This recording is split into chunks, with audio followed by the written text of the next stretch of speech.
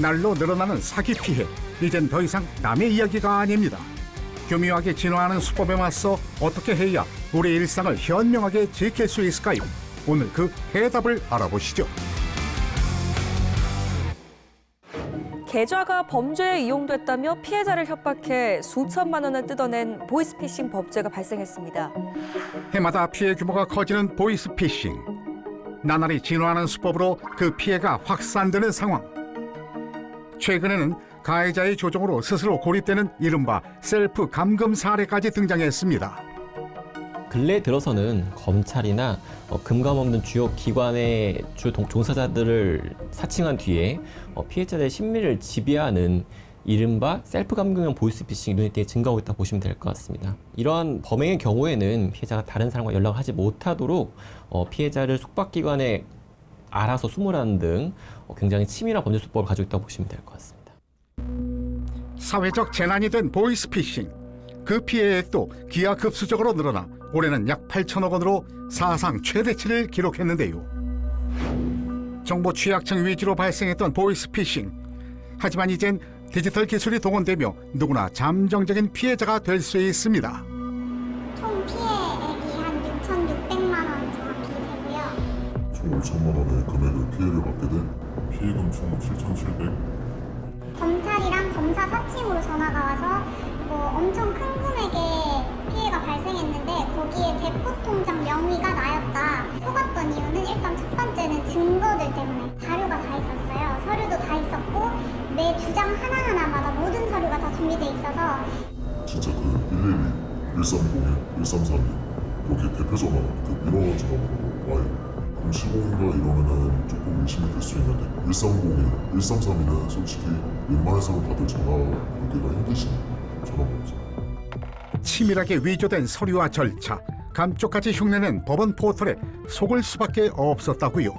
그리고 사건 조회 증거도 이렇게 떠요. 어떠한 증거로 해서 당신이 구속영장이 청구됐다는 게 제 핸드폰으로 확인하게끔 만든 그 법원 구속영장이고요. 짝퉁인 거지? 짝퉁이죠. 철저히 위조된 자료, 실제로 당하면 의심하기 어려운 수준. 법원 메인 포털에 들어가서 검색해본 결과 나오는 거잖아요. 그런 생각을 아예 못해요. 진짜 당하면은. 피해자를 스스로 고립하게 만드는 셀프 감금 수법까지 동원. 사이버 수사대인 척하며 피해자의 일거수일투족을 통제한 피싱 조직. 내가 너 욕먹 터지게 두고 사고 있는데 너가 에어컨 바람쐬기 편하게 있지 않을까? 그런 식으로 이제 일부러 한 번씩 겁박을 주고 프런트에 나가서 물 가지러 갈 때도 그 사이버 경찰 수사대가 텔레그램 말하고 나가라. 피해자 소명 절차가 끝나더라도 휴대폰 포렌식을 다 해서 너의 움직임이랑 그런 거 다 체크를 할 거니까 나한테 보고한 거 이외의 행동은 이렇게 하지 말아라. 이렇게 하니까 최대한 좀 행동을 줄이게 됐어요. 단속이 이어지지만 기소가 돼도 사건 해결은 쉽지 않습니다. 피해액 회복 역시 미지수라는데요. 깊은 불안과 트라우마에 시달리는 피해자들. 그렇다면 가해자에 대한 처벌은 어떻게 이루어질까요? 피의자들은 보통 어떤 처벌을 좀 받게 될까요? 네, 보이스피싱 범에는 2023년 9월 30일부터 시행된 통신사기 피해 환급법 및 전자금법 위반 등으로 처벌되고 있습니다. 셀프 감금형 보이스피싱의 경우에는 그에 더해서 협박죄 내지는 감금죄가 추가될 수도 있습니다. 기본적인 어떤 기망행위를 통한 사기죄가 있긴 하지만 피해자를 감금하고 협박한 부분이 있기 때문에 일반적인 보이스피싱보다는 그 형량이 좀 더 올라간다 보시면 될 것 같습니다. 형법상 사기죄로 분류되는 보이스피싱. 여기에 통신 관련 법률이 함께 적용돼 처벌의 근거가 되는데요. 전화, 문자, URL 등 모두 범죄 노출의 창구가 될 수 있는데요. 그렇다면 보이스피싱을 미리 대처하고 차단할 방법은 없을까? 그 해결책을 알고 있다는 한 보안기업. 보이스피싱을 막는 최전선에선 어떤 일이 벌어질까? 보이스피싱 범죄에 발빠르게 대응하는 현장.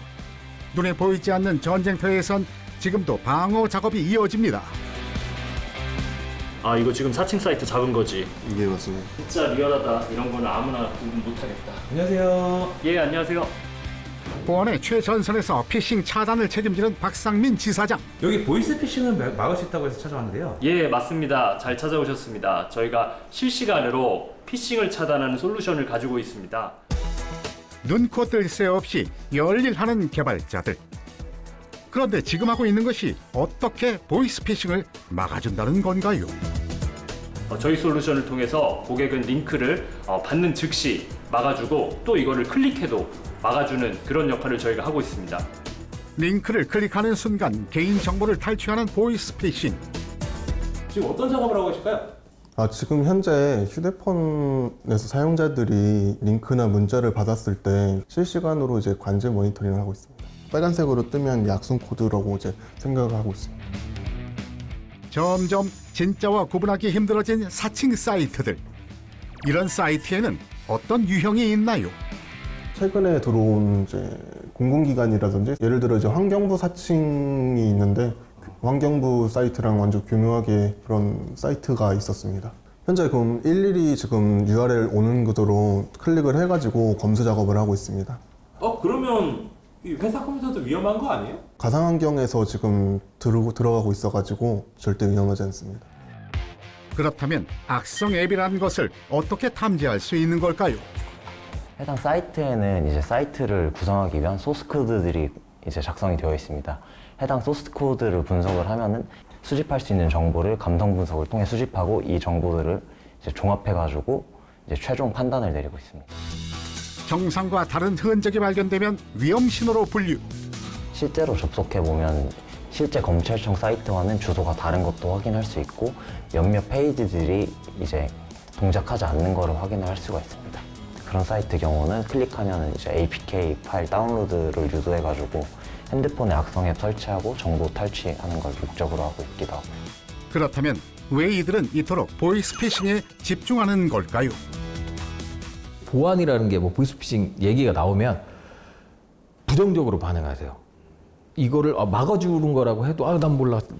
R&D라든지 연구개발을 많이 할 수가 없어요. 그러다 보니까 이렇게 계속 보이스피싱 같은 것들이 공격이 활개를 치고 있는데 이게 나라의 가장 중요한 사이버 보안 산업이 다시 한번 활개를 치고 좋은 R&D들로 해서 이 사회적인 공격을 잘 막았으면 좋겠습니다. 특정인을 노려 맞춤형으로 파고드는 스피어 피싱에는 사전 차단 기술로 대응. 끊임없는 연구와 검증 끝에 인정받게 된 보안 기술. 그 성과가 곧 신뢰의 증거가 됐다고요. 그럼 이제 그 기술을 직접 볼 차례. 악성 URL이 감지된 걸 확인할 수 있을까요? 저희 앱을 설치하고 이제 사용자가 문자 같은 거 받았을 때 악성 URL이 있으면 이제 저희 앱에서 푸시 알람으로 악성 URL이 포함되어 있다고 사용자들에게 알려주고 있습니다. 의심 많은 황 PD가 직접 시연을 해봤습니다. 오는지 안 오는지 어떻게 알 수 있어요? 그럼 제가 PD님한테 문자 하나 보내줄게요. 한눈에 알아볼 수 있는 위험 신호. 사용자가 악성 앱으로 분류된 URL의 위험 여부를 스스로 감지할 수 있는 것이죠. 오! 진짜 이거 위험하게 뜨네. 무려 97%의 차단 성공률. 애플리케이션 설치만으로 다른 개인정보 유출까지 막아내니 일석이조. 보안이라는 것의 인식을 개선을 해서 안전한 사이버 문화를 만들어가는 것에 이바지하고 싶습니다. 우리 주변에 도사리는 두 번째 사기. 전세 사기 피해에 이어 월세까지 안전하지 않다는 사실 알고 계셨나요? 이제 월세 보증금마저 사기 수법의 타깃이 되고 있습니다. 월세 사기란 어떤 건지. 전세 사기랑 똑같은 개념이라고 생각을 하시면 돼요. 그 보증금을 임대인이 전혀 계약 체결 당시에 줄 능력이나 의사가 없으면서 그걸 숨기고 이제 계약을 체결을 하는 거죠. 그런 식으로 보증금을 편취하는 게 월세 사기라고 보시면 될 것 같습니다. 안전하다고 믿었던 월세. 하지만 이젠 월세 계약에 대한 우려의 목소리가 커지고 있는데 요즘 사건이 이렇게 늘어나고 있는 이유는 어떻다고 보시나요? 사실 부동산 시장이 너무 침체가 되고 또 금리도 올라가면서 임대인들의 채무 문제가 굉장히 심각해졌거든요. 그 부담이 사실 임차인들의 보증금으로 다 전가된 거라고 생각을 합니다. 그리고 월세 계약이라고 하면 사실 좀 쉽게들 생각을 하시잖아요. 워낙에 소액이기도 하고 그러다 보니까 이제 확정일자나 등기부 확인이나 이런 기본적인 절차들을 좀 소홀히 하시는 것도 하나의 원인일 것 같습니다. 소액이라 방심하는 순간 무너지는 일상. 실제 피해자들은 어떤 상황에 놓였을까요? 안녕하세요. 지금 계약 기간 한 2달 정도 남았는데 그 월세를 못 받을 것 같더라고요. 이 건물이 이제 경매에 넘어갈 수도 있다고 얘기를 들어서. 사건 발생 후 관리인은 벌써 석 달이 넘도록 자취를 감춘 상태. 월세 사기는 계약 당사자가 잠적해도 세입자가 즉각 대응하기 어렵다고 합니다. 그 피해 실태에 대해 알아봤는데요. 출근한다고 문을 딱 열었는데 종이가 떨어지더라고요. 그렇게 보니까 법원에서 이제 그 안내문이 왔는데 배당금 뭐 신청을 해야 된다 이런 문구도 있는 건데 그런 거에 평소에 관심이 없으면 잘 모르는 말들이잖아요. 그래가지고 그 세입자 중에 한 명이 이제 돈을 못 받아서 고소를 해서 이 건물이 경매에 넘어갈 수도 있다 약간 이런 내용이더라고요. 건물이 경매에 넘어가 선순위 채권에 밀리면 남는 돈이 없어 세입자가 보증금을 돌려받을 길이 더욱 좁아지는데요. 아 이러면은 어떻게 되냐 했더니 법원에서 전화가 오더라고요. 못 받을 수도 있다고. 못 받으면은 그래도 전 재산인데 관리실에도 찾아가 보고 갔는데 일단 사람은 없고 근데 불은 켜져 있고 에어컨도 돌아가고 있었거든요. 근데 전화를 해도 전화를 안 받고 월세 계약 만료일은 코앞인데 집주인은 종적을 감춘 지 오래. 연락 한 통조차 닿지 않아 피해자만 그저 불안 속에 발만 동동 구르고 있습니다. 연결이 되지 않아 삐 소리 후 소리샘으로 연결되오며 통화료가 부과됩니다. 전화를 안 받네요. 역시 부모님이 전화를 해도 안 받고 제가 전화를 해도 계속 안 받고 집주인은 뭐 그 월세 받는 내용의 계좌번호 바뀌고 이런 거는 되게 빨리 연락이 오면서 이런 일이 생겼을 때는 그런 거에 대한 관리가 아무것도 없는 거예요. 답을 찾기 위해 발걸음을 옮겨도 돌아오는 건 막연한 기다림뿐. 언제까지 그럼 해결을 할 거다 이런 말이라도 줘야 뭐 저희가 좀 이렇게 그때까지 기다려라도 보는데. 소액이라도 치명적인 피해로 이어지는 월세 사기. 누구나 피해자가 될 수 있기에 세입자에 대한 보호가 시급해 보입니다. 법률 상담 너무 좋은데 이런 부동산 관련된 거는 뭐 책임 제도가 조금 더 강화됐으면 좋겠다는 거죠. 아예 정말 세입자들을 지켜줄 수 있는 법이 좀 생겼으면 좋겠다. 집주인은 안 주면 그만이지만 세입자들은 전 재산이니까. 월세 계약이라고 해서 이게 보증금이 비교적 소액이라고 하더라도 사실 사기를 당해버리면 이게 목돈 날아가는 건 마찬가지잖아요. 그렇기 때문에 기본적인 절차들, 예를 들어서 등기부등본 확인하시고 전입신고하시고 확정일자 받으시고 임대인 본인 명의 통장인지 반드시 확인하시는 게 좋습니다. 등기부등본과 전입신고, 확정일자, 임대인 명의 계좌인지 확인하는 것은 물론 보증보험까지 챙겨두는 것이 피해를 막는 가장 확실한 방법. 우리 일상의 가장 기본적인 터전 집. 더 이상 사기에 먹잇감이 되지 않도록 주의해야 하지만 보증하는 장치 역시 절실해 보입니다. 누구나 피해자가 될 수 있다. 보이스피싱부터 월세 사기까지 점점 진화하는 사기 수법. 꼼꼼한 확인과 의심이 큰 피해를 막을 수 있습니다.